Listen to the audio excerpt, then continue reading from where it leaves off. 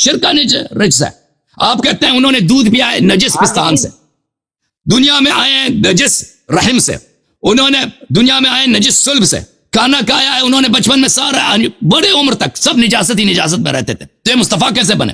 ٹھیک ہے, یہ دیکھیں میں یہ آپ کے ہاں مسلم کی حدیث حجت ہے, مسلم کی حدیث حجت ہے, میں مانتا ہوں. سن لو, بات نہ کاٹو جاوید صاحب,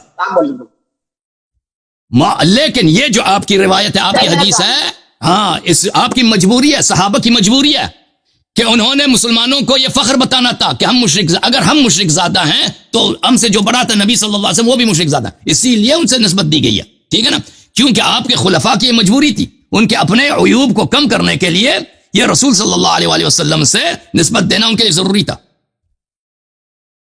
جی سر, آپ کی بات الحمدللہ ہو گئی. آپ کی نظر میں سے یہودی مسلمان ہو گئے, آپ کیا یہودی کو مسلمان کہیں گے؟ کیونکہ اللہ کے رسول صلی اللہ علیہ وسلم تو یہودیوں کا کھانا کھایا.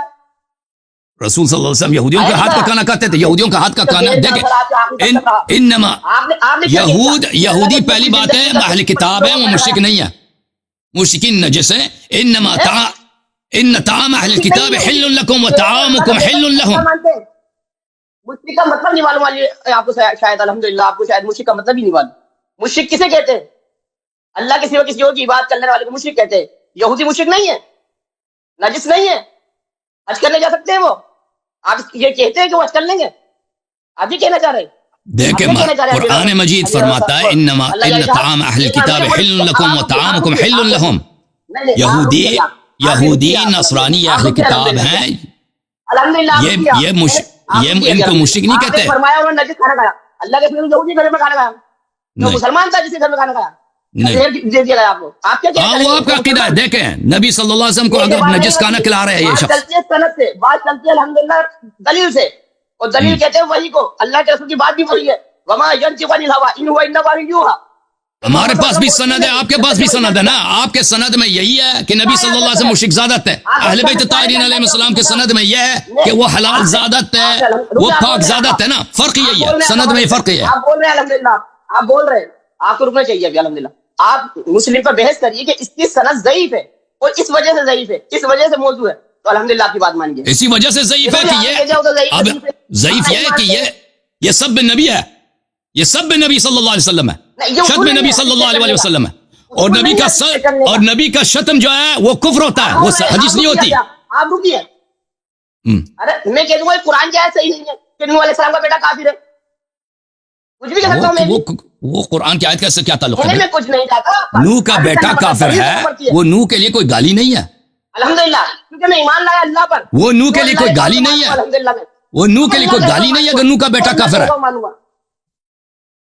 الحمدللہ جو اللہ نبی کا بیٹا کافر, اگر قیاس کیا جائے گا تو مانے گا نہیں کوئی نبی کا بیٹا کافر. نہیں, کوئی عقل کے خلاف نہیں. اگر کوئی کسی نبی کا بیٹا کافر ہو جاتا ہے, وہ اپنے اختیار سے کافر ہو جاتا ہے, اس میں کوئی عیب نہیں ہے. لیکن اللہ تعالیٰ ہم محتاج ہیں سند کے, ہم محتاج ہیں وحی کے.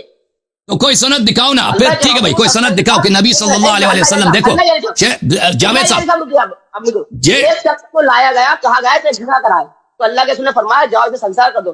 دوسرے صحابی رسول نے فرمایا کہ اللہ کے رسول زنا انہوں نے کہا, زنا میں نے کرا ہے, تو اللہ کے رسول نے دونوں کو معاف فرما دیا, کیونکہ اللہ کے رسول صلی اللہ علیہ وسلم محتاج تھے گواہ کے. سن لیں آپ سند کے محتاج ہیں نا, سند کے محتاج ہیں. دیکھیں یہ حدیث تو صحیح ہے نا, آپ بھی محتاج سند کے, میں بھی محتاج ہوں. کل مولود یولد علی فطرہ وانما ابویہ یہودانہ وینصرانہ, کہ ہر مولود فطرت پہ پیدا ہوتا ہے, اس کے والدین اس کو جب وہ چھوٹا اس کو دیکھنا شروع کر دیتا ہے, اس کو تمیز آ جاتا ہے, تو اس کو یہودی یا نصرانی بنا دیتے ہیں. اسی قاعدے کے تحت نبی صلی اللہ علیہ وسلم اس گھرانے میں پیدا ہوئے ہیں جہاں پہ سب مشرک تھے. وہ فطرت میں پیدا ہوئے ہیں, لیکن ان کے والدہ کیونکہ کافر ہیں, نستجیر باللہ, ان کے جد کافر ہیں, ان کے چچا ان کے اسی قاعدے کے تحت نبی صلی اللہ علیہ وسلم بچپن میں مشرک بن گئے. آپ سند کے محتاج, کوئی سند دکھاؤ کہ وہ مسلمان تھے بچپن میں. بسم اللہ. ارے بچوں پہ تو قلم اٹھا لی گئی, آپ کو شاید یہ نہیں معلوم, بچے پہ پاگل پہ قلم. دیکھو یہ کہتے ہیں مشرک تو تھے, ان پہ لکھا. چلے 14 سال کی عمر میں, 14 سال میں بالغ ہو گئے نا, پھر ثابت کرو مسلمان تھے نا.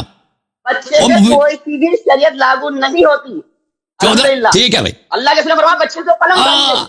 جاوید صاحب آپ نے جاوید صاحب کیا کہہ رہے ہیں؟ کہتے ہیں نبی صلی اللہ علیہ وسلم بچپن میں 2 سال کی عمر میں مشرک بن گئے، لیکن اس وقت ان پہ قلم نہیں تھا، تکلیف نہیں تھا، تو یہ شرک چلتا گیا چلے 14 سال میں بالغ ہو گئے، قرآن نے بولا 14 سال میں بالغ ہو گئے، نبی صلی اللہ علیہ وسلم 14 سال میں بالغ ہو گئے نا، ابھی تو شرک جا رہا ہے۔ کب مسلمان 40 سال میں جبرائیل آیا نا، 40 سال میں جبرائیل آیا، تو مسلمان کب بنے وہ؟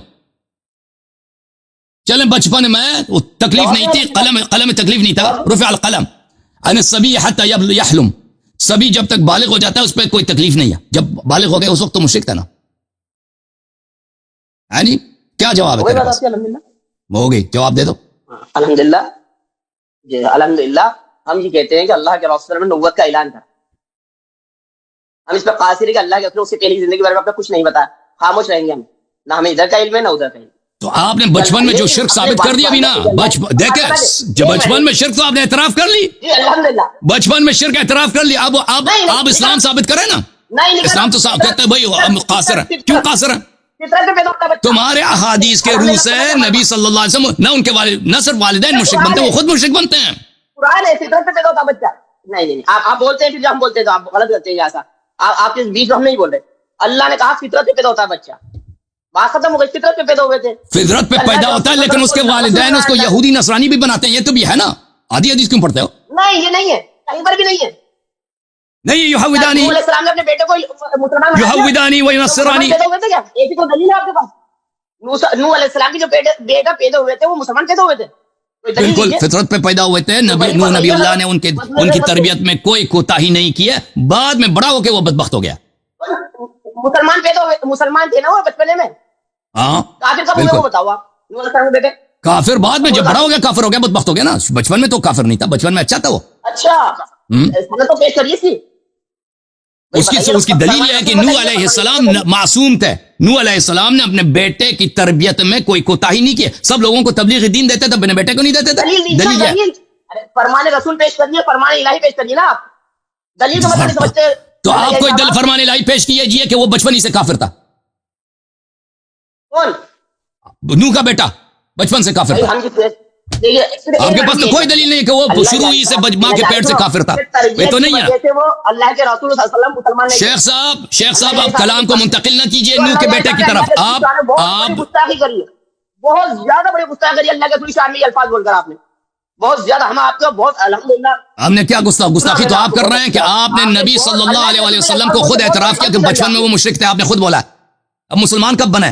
نہیں بولا میں نے، فطرت پہ پیدا ہوا الحمدللہ میں نے کہا، اور فطرت پہ پیدا ہوئے ہیں لیکن یہودانی، دیکھیں الحمدللہ۔ اوکے بھائی، تھینک یو سر،